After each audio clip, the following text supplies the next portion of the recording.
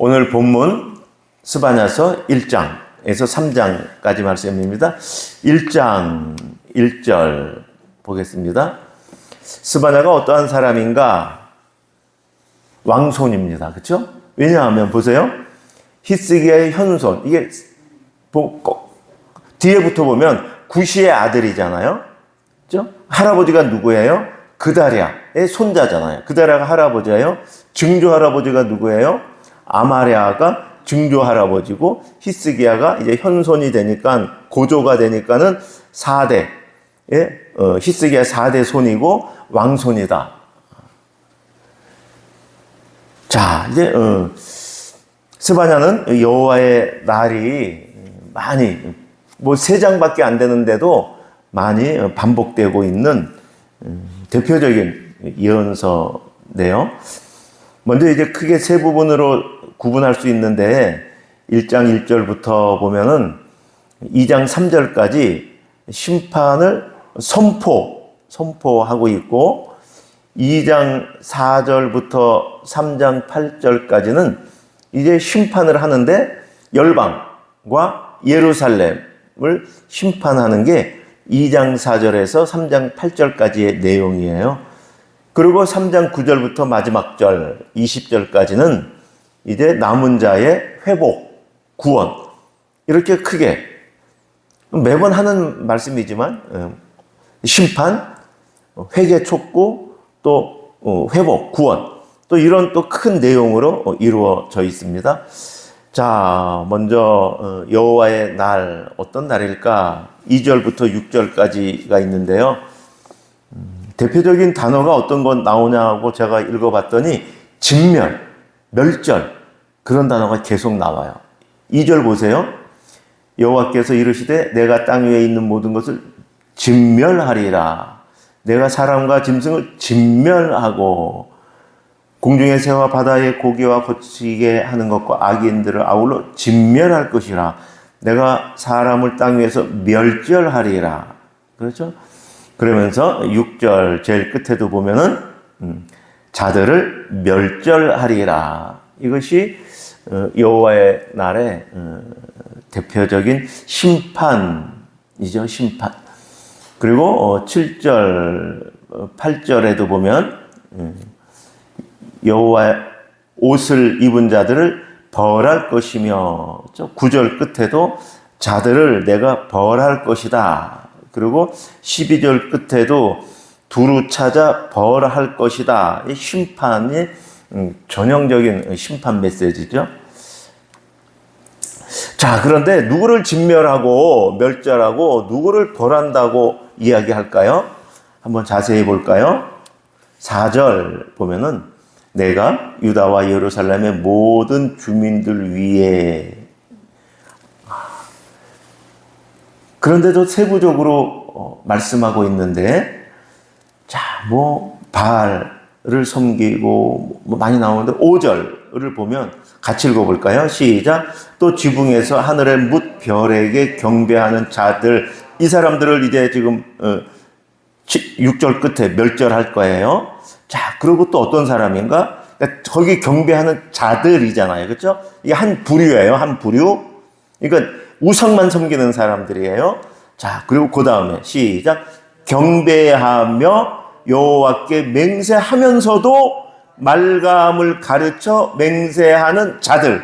두 번째 부류의 자들인데 어떠한 자들인가? 여호와를 경배도 해요. 여호와께 맹세도 해요. 그런데 우상을 가르쳐 또 맹세하는 자들.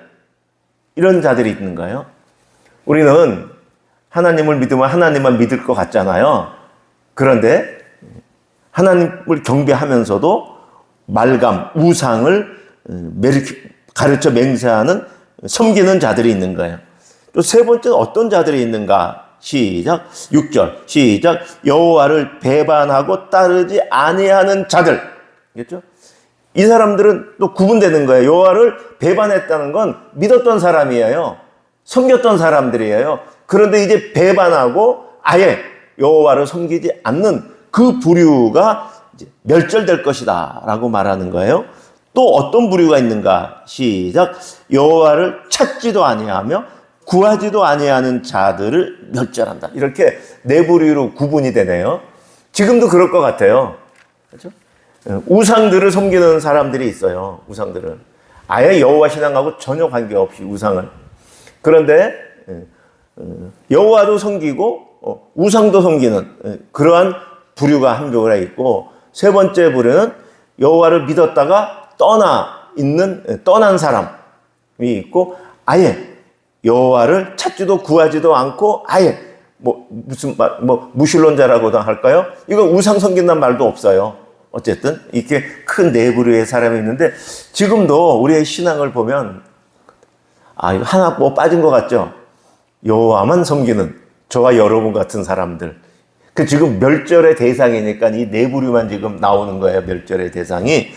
자, 그리고 이제 7절 밑에는 7절 같이 읽어볼까요? 시작. 주 여호와 앞에서 잠잠할지어다. 이는 여호와의 날이 가까웠다. 그죠? 가까워서. 자, 이제 또 벌한다 그러는데, 멸절이나 벌하는 게 같은 뉘앙스고 같은 심판인데, 구체적으로 또 어떠한 사람인가를 말해주고 있는데, 8절 시작. 여호와의 희생의 날에 내가 방백들과 왕자들과 이방인의 옷을 입은 자들을 벌할 것이다. 또 자들이잖아요. 그렇죠? 이 자들도 또 한 부류인데 보면은 귀족들이에요. 그렇잖아요. 방백, 왕자, 이방인의 옷을 입은 것도 뭐 일반 백성이 이방인의 옷을 입었다는 게 아니고, 지금 방백, 왕자들하고 같은 여기에 나오는 문맥에서는 귀족들이에요. 귀족들. 그들을 벌할 것이다. 한 부류예요. 또 9절 같이 읽어볼까요? 시작. 그날의 문턱을 뛰어넘어서 포악과 거짓을 자기 주인의 집에 채운 자들을 내가 벌해. 또 이 자들은 누굴까요? 그날에 문턱을 뛰어넘어 포악, 거짓, 자기 주인의 집에 배를 채운 자들. 그러니까 위에 있는 귀족들이잖아요. 귀족 밑에서 아주 뭐라 그래야 되나, 집사들, 귀족 밑에서 아주 나쁜 짓들을 하는 사람들이잖아요. 그렇죠? 문턱을 넘었다면 뭐예요? 남의 집에 막 들어가서 거기서 포악을 행하고 거짓을 해서 그 백성들의 것을 빼앗아 와서 누굴 섬겨요? 자기 주인을. 이런 못된 자들 내가 벌하겠다라고. 이 또 자들이 나오고, 또 어떠한 자들인가는 이 10절부터 계속 읽어 내려가야 되는데, 이 자들은 12절 끝에 나와요. 12절 끝에 여호와께서는 복도 내리지 아니하시며 화도 내리지 아니하신다고 말하는 자들. 근데 이 자들은 이 위에부터 이들을 말하는 내용이 많이 있어요. 그런데 어쨌든 여호와께서는 복도 내려주지도 않고 화도 내리지 않고 뭐 있는 거야 없는 거야? 없잖아. 응? 그렇게 하는 자들을 하나님이 등불로 두루 찾아서 벌하겠다 지금 말하는 거예요. 자, 귀족 밑에서 백성들에게 악을 행하여 귀족들을 밑에서 아부하며 살아가는 자들, 하나님이 계신가 안 계신가? 복도 내리지도 않고 화도 내리지 않고 이건 뭐야? 그렇게 하는 자들을 벌하겠다. 어떻게 벌을 해요? 벌을 내릴까요? 벌하리니 어떻게? 13절. 그들의 재물이 노략되며 그들의 집이 황폐할 것이라. 이해되세요? 그들이 쌓아놓은 그 물질, 권력, 그것이 다 없어질 것이다 라는 말이죠. 그들의 집을 건축하지만 거기 살지 못해요. 얼마나 안타까울까요? 그렇죠? 포도원을 갔구나. 포도주를 마시지 못해요. 그렇죠? 이렇게 내가 멸할 거야, 진멸할 거야, 벌을 줄 거야. 그들의 살았던 인생을 다 허사로 만들겠다라는 것이죠. 그러면서 14절도 여호와의 큰 날이 가깝도다, 가깝고도 빠르도다, 여호와의 날의 소리인데 어떠한 소리인가? 용서가 거기서 슬피 운다.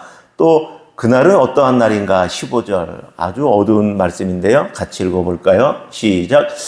그날은 분노의 날이요 환난과 고통의 날이요 황폐와 패망의 날이요 캄캄하고 어두운 날이요 구름과 흑암의 날이요. 자, 나팔을 불어 경고하며 견고한 성읍들을 치며 높은 망대를 치는 날이다. 심판의 날이죠. 자, 그런데 이때 세상 사람들은 자기가 이룩해 놓은 어떠한 것들로 구원을 받을 것이라고 생각을 하고 있나도 몰라요. 근데 요즘 시대를 보면은 권력이 있으면 되는 것으로 해서 권력을 그렇게 추구하며 가고 모든 사람이 다 돈으로 해결하려는 것 같아요. 건강의 어려움, 뭐 사람 간의 어려움, 뭐 행복하지 않은 거, 뭐 모든 걸 다 돈으로 해결하려는 시대가 지금 시대가 아닌가. 근데 그때도 그랬나 봐요. 18절 보세요. 같이 읽어볼까요?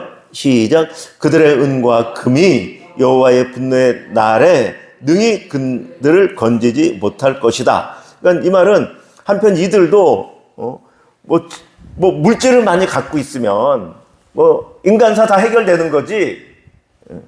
그러나 여호와의 날에 그 모든 것이 그들을 건지지 못한다.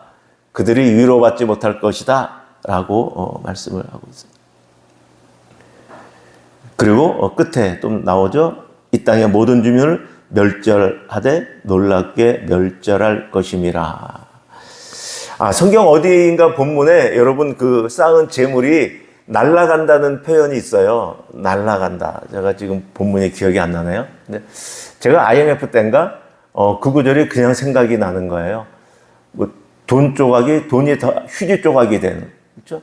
인플레이션이 되면 지금 10,000원이 1,000원 가치밖에 안 되잖아요. 1,000원은 뭐 종이 조각밖에 안 되는. 근데 우리가 뭐 중남미의 어떤 나라들이 뭐 그렇다라는 걸 가끔 듣잖아요. 뭐 돈이 아무리 많아도 돈 뭐 하나 살려고 마트에 가면 이만큼 갖고 가야 돼. 그걸 줘야지 뭐 하나 살 수 있어. 그거보다 원래 그랬을까요? 아니요. 원래는 그 중에 한 장만 빼가서 샀으면 되는 나라였는데 나라가 그렇게 된 거죠. 그런데 사실 우리는 돈이 무엇을 해줄 것 같지만 돈은 순식간에 내게서 다 날아간다는 하나님 말씀에 있는데 어떻게 그렇게 참 지금도 만약에 세계에 경제적인 대공황이 온다라고 만약에 딱 해보세요. 다 휴지 조각, 다 휴지 조각. 정말로. 아무리 쌓아놓은 거 그 가치가 다 여호와의 날에는 뭐 새하늘과 새 땅에 있는 그때는 정말 아무것도 없을 뿐더러 이렇게 유다가 멸망했을 때 전쟁에 나가고 멸망하잖아요. 그럼 유다의 그 화폐가 가치가 있을까요? 없죠. 바벨론이 그걸 화폐로 인정할까요? 너희 돈 이만큼이면 우리 거 와서 음식 이거 살 수 있어. 바벨론에 와서 전혀 인정 안 되죠. 아무리 많은 유대 땅의 그 돈도 그냥 다 은과 금이 이 시대에도 우리를 구원해 주지 못한다. 잘 명심했으면 좋겠습니다. 자, 그리고 이제 2장 1절에서 3절까지 회개를 촉구하는데 이렇게 말씀하고 있잖아요. 2절 보시면 명령이 시행되는 날이 겨같이 지나가기 전에 여호와의 진노가 너희에게 내리기 전에 여호와의 분노 의 날이 너희에게 이르기 전에 그렇게 해라. 그렇게 해라. 3절 같이 읽겠습니다. 시작. 여호와의 규례를 지키는 세상의 모든 겸손한 자들아, 너희는 여호와를 찾으며 공의와 겸손을 구하라. 너희가 혹시 여호와의 분노의 날에 숨김을 얻으리라. 그렇죠? 저와 여러분들을 말씀하고 있는 거예요. 그렇죠? 여호와를 찾아라. 공의와 겸손으로 일상을 살아가라. 그래야면 여호와의 분노의 날, 여호와의 날에 너희가 여호와로 거처로 삼아 숨김을 받을 수 있다라고 말씀합니다. 자, 이렇게 이제 포괄적으로 말씀했으면 이제 또 포괄적이면서 약간 구체적인 내용들이 있었죠. 이제 이방 나라들 예루살렘이 심판받을 것을 4절부터 말씀하고 있는데 보세요. 4절. 누가 심판받나요? 가사, 아스글론, 아스돗, 에그론. 이게 뭐예요? 블레셋의 그 방백들이잖아요. 그 일곱 족속들이잖아요. 그러니까 5절 보면 헤빛 주민 그렛 족속이 블레셋 사람의 땅 가나안아. 그러니까 블레셋을 말하는 거예요. 블레셋의 그 족속들 다 심판을 받을 것이다. 8절 누가 심판받아요? 모압. 또 누가 받아요? 암몬. 자, 그 다음에 12절 누가 심판받나요? 구스, 지금의 에디오피아. 자, 그 다음에 13절 시작. 여호와가 북쪽을 향하여 손을 펴서 아수르를 멸하며 니느웨를 황폐하게 하여 사막같이 메마르게 하리다. 아수르, 니느웨가 멸망할 것을 지금 예언하고 있는 거예요. 그러니까 이 스바냐가 니느웨가 아직 멸망하기 전 612년 기원전 이 전에 쓰여졌을 것이다 라고 말하는 거죠. 아직 멸망하지 않았으니까.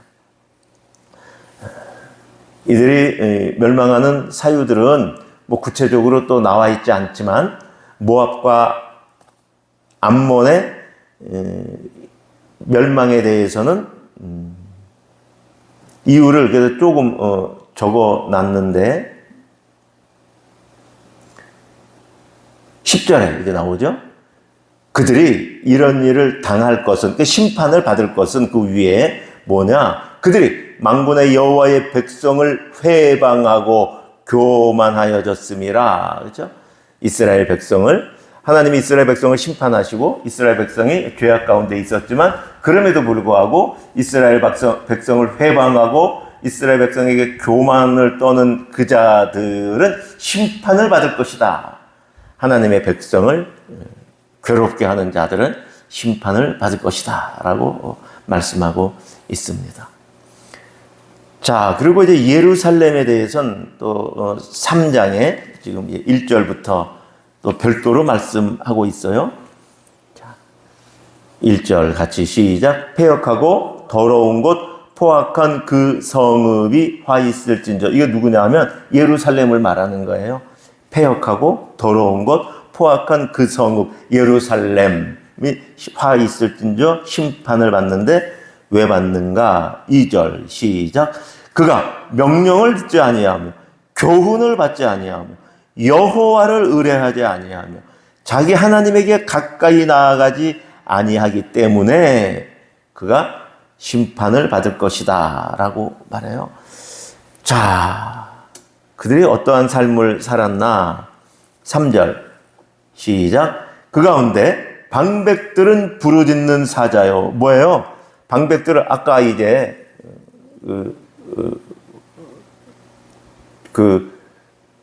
고위직들에 있는 백성의 리더들이라고 상류층 봐야죠. 부르짖는 사자예요. 뭐예요? 사자가 부르짖으면 뭐예요? 앞에 있는 토끼가 없어지잖아요. 부르짖으면. 삼키잖아요. 부르짖고 지금 무엇인가 내가 지금 잡아야 되겠다는 거예요. 내가 지금 무엇인가 먹어야 되겠다는 거예요. 방백들이 그랬다는 거예요. 부르짖는 사자. 백성들에게 그것을 다 삼켰다는 것이죠. 자, 또 그의 시작. 그의 재판장들은 이튿날까지 남겨두는 것이 없는 저녁 일이다.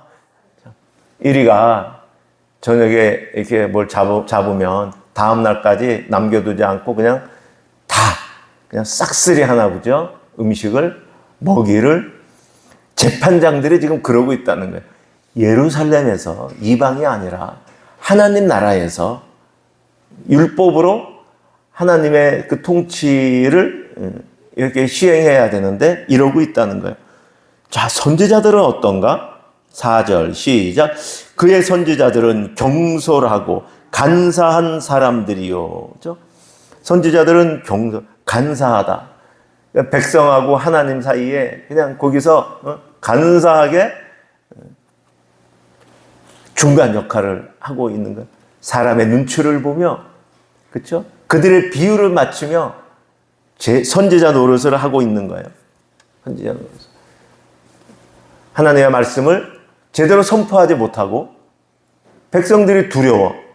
백성들이 듣기 좋은 말을 해야 되잖아요. 간사하게 백성들한테 좋은 말 거기서 그렇게 해서 백성들의 것을 빌부터 사는 선지자의 모습. 또 시작. 그의 제사장들은 성소를 더럽히고 율법을 범했다. 하나님 앞으로 백성들을 인도하고 제사를 통해서 하나님의 거룩함을 드러내며 백성들의 죄를 사해야 될 제사장들이 하나님의 성소를 더럽히고 율법을 범했다. 이 모습은 나머지 백성들은 볼 것이 없어요. 그렇죠? 사회의 리더들이 이 모양이면 백성들은 눈에 보듯 뻔하죠. 리더들이 이런데. 자, 그런데 5절 시작. 그 가운데 계시는 여호와는 의로우사 불의를 행하지 아니하시고 아침마다 빠짐없이 자기의 공의를 베푸시는 분이다 라고 말씀해 주고 있어요. 그래요. 우리도 어두운 세상 하루하루 참 불편한 모습들을 보고 정치나 사회나 또 교계 안에서도 그런 모습을 보지만 그럼에도 불구하고 하나님께서 아침마다 우리에게 공의를 비춰주시는 그 하나님을 바라보며 오늘 하루도 시작했으면 좋겠습니다. 그리고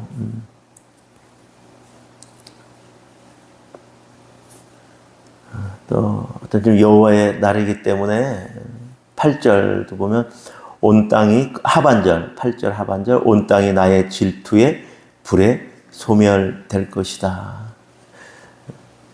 유다의 멸망, 예수님의 재림 다 두 가지 의미로 해석할 수 있습니다. 자, 그런데 이제 구원의 메시지가 9절부터 나와요. 이제부터 구원의 메시지예요. 자, 그때에 9절 시작.